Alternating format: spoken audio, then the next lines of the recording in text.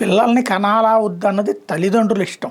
వాళ్ళ ఆర్థిక పరిస్థితి, వాళ్ళ భవిష్యత్తు వ్యూహానికి అనుగుణంగా చేసుకుంటారు. ప్రభుత్వాలు ప్రోత్సహించవచ్చు. ఇదివరకు పిల్లల్ని కనద్దని ఎట్లయితే చైతన్యపరిచినాయో పిల్లల్ని కనమని చైతన్యపరచడం ప్రభుత్వాల బాధ్యత, చేయడంలో తప్పులేదు.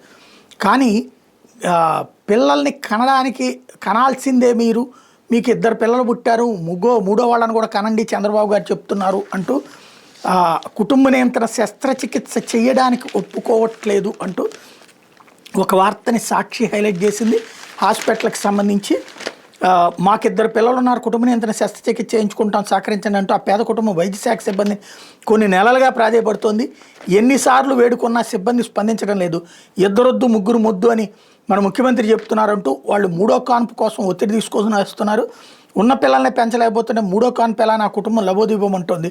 బాధిత కుటుంబ సభ్యులు అందించిన వివరాల మేరకు పార్వతీపురం మన్యం జిల్లా గరుగుబిల్లి మండలం పిట్టలమెట్ట గ్రామానికి చెందిన సూరమ్మ, జాలి చిన్నారావు దంపతులకి 2 ఆడపిల్లలు, వాళ్ళ చిన్న కుమార్తె పడాలి చంద్రకళకి 2 పిల్లలు. 2వ బిడ్డ పుట్టి 9 నెలలైంది. ఆమె భర్త పనుల నిమిత్తం ఇతర ప్రాంతాలకు వలస వెళ్ళిపోయాడు. దీంతో చంద్రకళ పిల్లలతో తల్లిదండ్రుల వద్దే ఉంటుంది.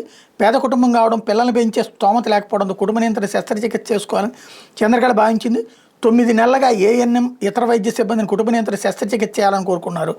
ఇందుకు అవసరమైన పరీక్షలు కూడా చేశారు. ఎప్పుడు అడిగినా అనుమతి రాలేదంటూ సిబ్బంది దాటేస్తున్నారు.